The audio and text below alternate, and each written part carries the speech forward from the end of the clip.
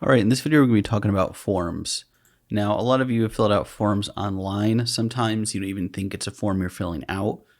Maybe you've ordered food or logged into a website and you're like, okay, here's my credentials, yada, yada, and I want to go on with my life. Those are all forms, and forms could have many parts and pieces to it, or at least to them. And I mean, I remember forms before they were even digital, these long paper things you had to fill out, especially job hunting used to be terrible, rewriting the same thing over and over again. Thank God most stuff is digital. But let's start off with showing the basics of a form. Because I've made apps, and I'm sure you're going to make apps in your career where they're essentially just these big glorified forms. You're going to have someone move through the steps to fill out. Now, one thing I want to note is that we're not going to do anything with this information. I'm going to show you the bare bones skeleton aspects of a form, and then later on down the road in this tutorial series, I'm going to show you some of the things you could do with it. Now, I am going to reference PHP. You don't have to use PHP. You could do stuff in JavaScript. You could send information that way. There's many opinionated and non-opinionated ways to handle information in web development. I'm just doing this to fill in some of the gaps, to let you know kind of where some of the pieces are, and then later on down the road, we're going to hook everything up. So let's just make something up. So we're going to have someplace.com user home.php. And another thing I want y'all to think about, and you don't have to ponder on this really hard right now. This is just like the action here. We have a get and we have a post. Now, if memory serves me right, get, the information that you input into this form, is going to be visible in your URL. So this is going to be clear as day sent, whereas post is not going to. Post is something you're going to want to use when you have a password or something kind of sensitive that you want to send to a server, your credentials, something along those lines. We're going to do get, even though we're going to cover passwords and stuff here, because we're not doing anything with it. It's essentially a dead form, or a form in name only. So this stuff right here is going to be essential, useful later on, but for right now, you could just make up the action if you want to. So let's come in here and let's fill out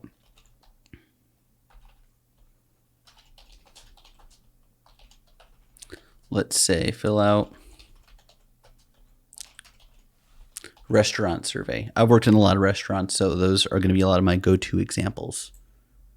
And we have this here. Even though we have form as the parent element wrapping this paragraph tag here, you don't see anything else special going on here. And with HTML, you're going to see a lot of nothing going on because it's just markup. It's just text, essentially, you're putting on a screen. So let's liven this up a little bit. Let's come into here and let's have a username. We're going to put a space in there.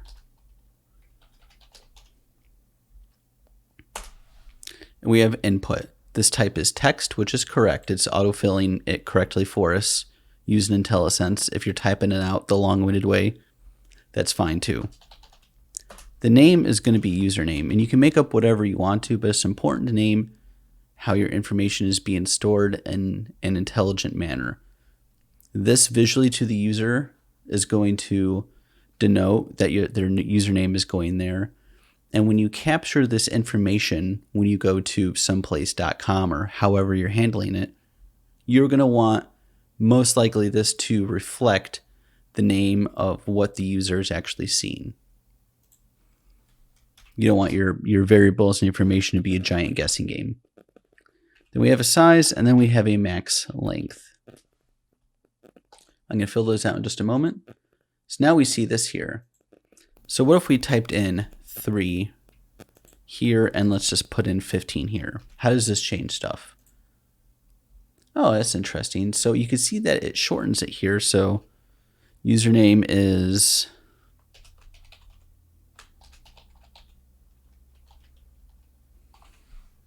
1985, right? Or 2009. And so we can see the size is really determining the length of this box here. And so if we wanted to put this at 15, click save, we would see that it's a bit longer there. Of course, it obviously refreshes. It doesn't save the information it's put in there, and that's okay. And this max length here is interesting. So let's do something like, actually, I'm going to make this a little bit longer to show off this point. All right. So let's do this. 1, 2, 3, 4, 5, 6, 7, 8, 9, 10, 11, 12, 13, 14, 15, 16, 17. So I'm just like pounding on my number pad right now. And so max length means that this username can only have a max value of 15 characters. You could add what other features you want on there checking for this stuff, but this right now is only allowing a username of max length 15 characters. And so for usernames, you may want to see what kind of customers you have, because some people may have very short names like John Smith, but some people, some ethnicities, people from around the world may have very, very, very long names. And so you don't want to have a username where they're typing, or even a first name or last name, that only allows 8 characters for the first name and last name, because some people may find that very rude that you haven't considered the entirety, of who may be using your site. So I'm going to copy this. I'm going to come down here and I'm going to do password.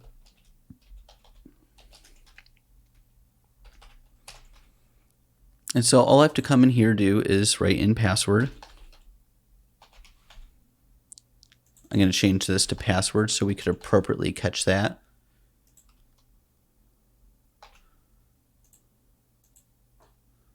And yes, I cannot type.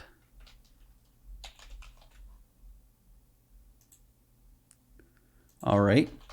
And we can see that because the type is password here, it is creating these little dots that hide the text, the values, whatever it is that we're inputting into here. And that's a really nice and handy feature. Now, you may have some kind of toggle switch later, which may turn password into text.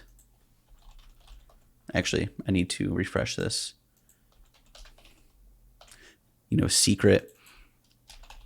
So there is a way that you could use, other code that you'll learn how to use later along the ways to toggle this between being just those black dots and actually showing you the text. But just for right now, for basic standards, you have this password here that allows this kind of secretive way of putting in your information. Now, another thing that I'm going to say is the size doesn't matter, because it's really just the length, the visual width of this box. But it is important to note that max length,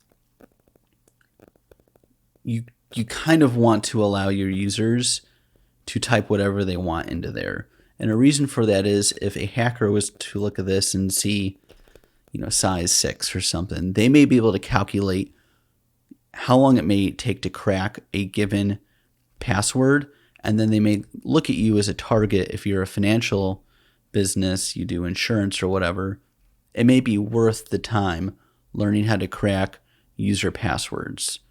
Whereas maybe if you're just a restaurant, you're not that big of a target. But still, even if you are going to have a max length here, you're going to want to give plenty of breathing room for your user to put in some text. Now that we're moving on from there, let's come in and do a text area. So this is pretty easy to do. And I'm just going to kind of try and keep it the same form here. So we're going to have, the paragraph tag and hit enter. So we're going to have text area right here. But what we're going to do is have a please provide comments below. And so where are they going to do that? They're going to do it in a text area. So we're going to remove the ID here because we're going to refer to that in a couple of videos down the road.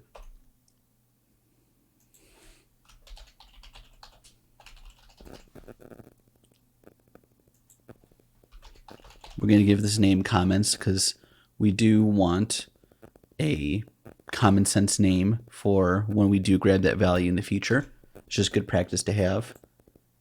And so we could see here that the rows are 10 and that the columns are 30.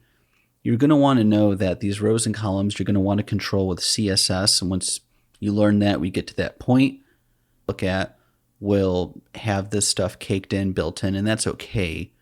But just know that it's better practice to control this with CSS. But for right now, it's fine. And we could take this, we could move it around, we could do, all this other jazz with it. We could come in here. You could type in, I really like the food, and this is text areas.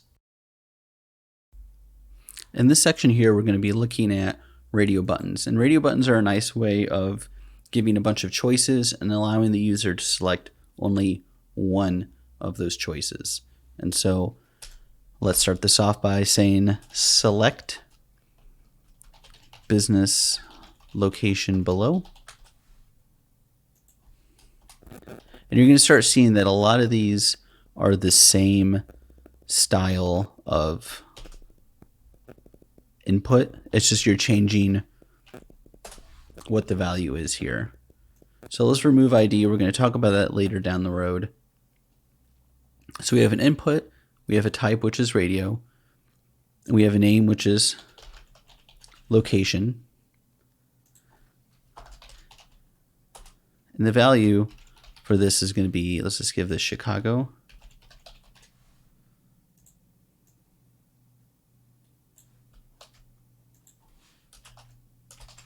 And we're going to slap this out a few more times here. Peru, I'm talking about Peru, Illinois. And then Batavia. And so when this information gets pulled out later, you're going to see, whether or not the radio button was or was not checked for each of these sections. But once again, that's another feature down the road. I'm just kind of telling you how it works as we're going along. So we have here select business location. We could click Batavia, Peru, Chicago, but you notice we can only select one. And that's kind of the purpose of the radio buttons. Now, I've seen people do things where you could select more than one because they like this whole button feature here. You can reinvent the wheel if you want to. Personally, whenever I see a radio button, I only think of having one choice. Now, if you want more than one choice, let's go on to the next section here, which is checkboxes. So select what device you ordered from. Maybe the one user had an iPhone, another used a tablet. We're going to want to capture more explicitly from the user how they made this order in this imaginary restaurant form. Now, there are ways to capture this behind the scenes that don't allow the user or force the user to type this in, but let's just have some fun with this. So once again, we're going to space this out here. We're going to remove ID because we don't need that right now. We're going to have the name here, devices.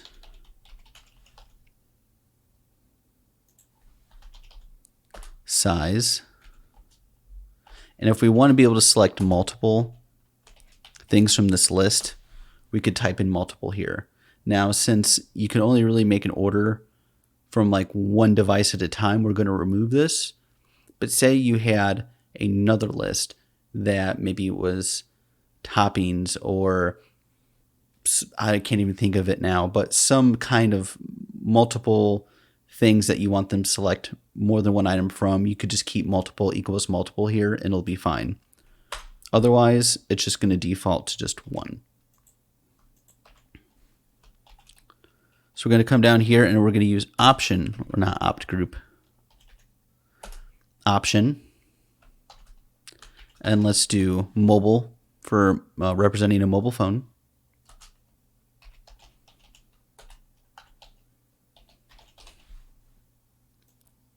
And let's expand this out a little bit. And I know we're going to start getting to the scrolling area, but hopefully everyone's caught up at this point. Feel free to also pause it. I've done enough tutorials in my day to know that, I'm not trying to move lightning fast. You could always actually watch this video at 2 times the speed if you wanted.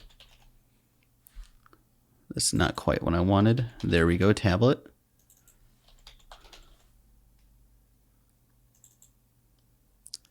Let's do walkie-talkie.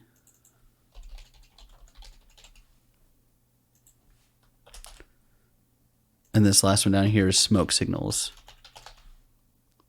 If I knew a restaurant that would communicate this way, I would find it quite funny. So we're going to come in here, make sure all this is the same casing just because I'm like that. And we see what device have you ordered from. We have mobile here, but we only see one. What if we did 2? We click save and then we refresh this. We now see that we get this scrolling right here, whereas before it was a drop down, which is kind of neat. So if we were to do this again, select 1, which is the default, we would be able to have this drop down here. Now, is there a benefit to one or the other? It really depends on the context of what's happening around it on your website. But it's important to know that if you can have 2, but you really have 5 features like this, you're going to want to show a good portion of them to allow for scrolling. Because if you're scrolling and your view, for instance, let's go back to 2, is this is going to be a really crappy user experience. They're going to think that either you or the company you paid sucks, and they're going to be less inclined to want to use your website for whatever it is you're selling or whatever it is you have on there. And trust me, there's been plenty of websites I've gone to where I'm not very, I don't want to order from them or try to because the online experience is trash. But maybe that's just me from being a web developer for so long. So let's save that, refresh. So we have this here. So in this section, what I'm going to do is I'm going to show you how to upload a file. Maybe it's going to be an image or something else, a receipt of your purchase to kind of verify what it is you've received. I know a lot of online companies, when they do delivery, you want to take a picture of the food when you drop it off at someone's door because you want proof that it got there, even if there is some kind of dispute later. And so let me show you how to do this here.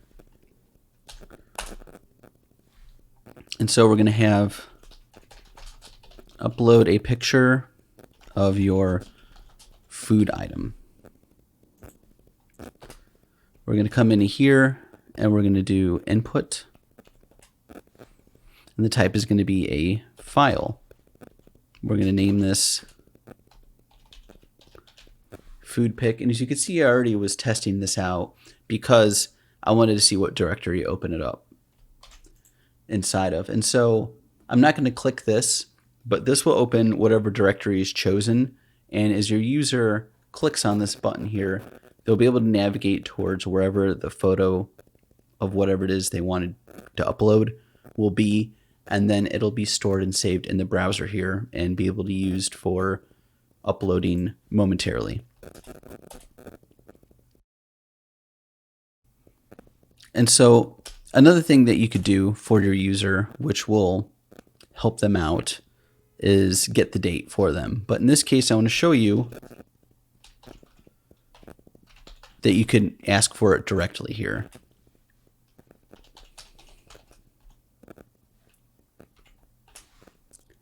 And so date is important because you kind of want to know as a company when something occurred. But like I said, I'm going to remove ID here. There's some things that you could just extract automatically.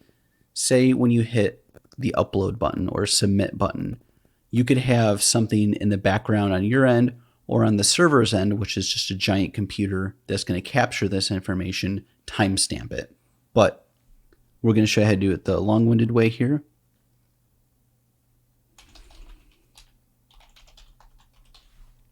I'm going to click save.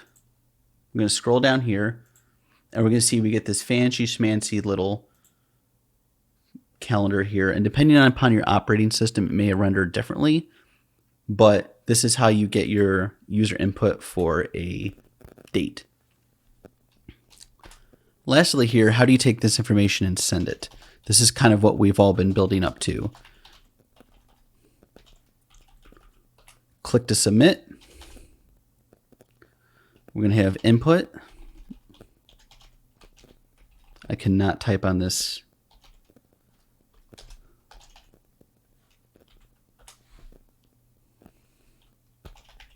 For the value, we're going to type in submit. And then the name as well we're going to give to submit. And so we see that we have submit right here, and we could click it, but all this information is going to be for naught. This will have to be hooked up to either PHP, or you're going to have something else that's going to be extracting the information out of this to do anything decently significant. One important thing that we should do, and we need to keep in mind, that when we have users come to our site, they're not going to be people who are, without disabilities. Sometimes we're going to have people with disabilities come on in, and we're going to have a lot of visually impaired people. Now, I'm not going to go through and redo all of this in here, but this is an important thing to note, to keep in mind as you're building a website. Odds are, if you make it to corporate America and you work in there, you're going to have a lot of checks and balances before something goes to the public, aka production. And so your odds are going to have a team that checks and scans your website to make sure that not only is it, it makes sense for the average person coming along, but if someone has a reading device or a helper, they're able to navigate and use that as well. So what we are going to want to do is we're going to want to take these paragraph tags and change them to labels. We're going to refresh, and we could see that, it moved the spacing up here. It doesn't have as much padding around it. But with style sheets, CSS, we could, put a gap between here so it's not a gigantic loss. But for reading devices, they're going to look for things like labels and tell the end user, hey, this is what this text says. This is what this form or part of the form over here is doing for you. And so we could just go through, and ideally you're going to want to change all these. I don't know why it did that there. I'm going to hit save. And we could see that now you have this here. We could come in and add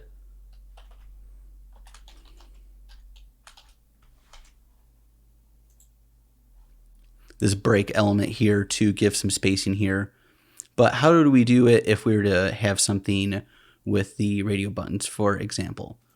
Well, we could have this ID come back, and we could have Chicago, for example. And then we're going to cut this.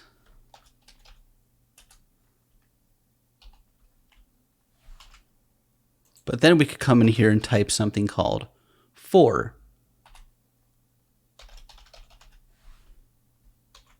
We're going to save it. And so we're going to be looking right here. We refresh and we see that, oh, hey, nothing has changed right here. But let me expand this out. I know it's kind of gross at sitting side by side like that. But whenever the e-reading device or the helper comes through, it's going to inform that device and the user that this label is pointing towards this radio button here. And you could go on and on and on, add these on in where it makes sense. Sometimes you're not going to use the for to say what ID or what input element a specific label is referring to, but you're going to want to go in and remove all of the paragraph tags and replace them with labels, because think about it like this. Say you have a gigantic company or even a medium-sized company, and maybe only 3% of the people going to your website have some kind of reading disability. They need assistance, something along those lines. You may think, screw them, whatever. 97% or whatever gigantic percentage are people like me with their full sense faculty working pretty well, even if they have glasses. Those 3% could actually make up a decent and giant size margin of your profit in and of itself. Not every website or business is thinking about like, what's the overall money we're making? You're going to have departments within departments within departments. So that 3% as a whole of the business may not seem like a lot. But if you have a web page and you're selling a certain kind of product, your team may find that that 3% overall for the company, that 3% represents 45% for maybe, we're talking about restaurants here, but maybe you are working for like a Lowe's or you're working for a Walmart or something. And you're finding that the percentage of users coming in changes dependent upon what section of the website they're coming to. I know this is a little convoluted here, but what I'm trying to say is that never downplay the percentage of people coming in that need assistance like this, because I think everyone should have access to the internet. It does affect sales, it affects traffic, the bounce rate, people coming in, seeing, this isn't for me, and leaving, going to a competitor, not coming back, and that, you should just take the time to go ahead and make this accessible for everyone.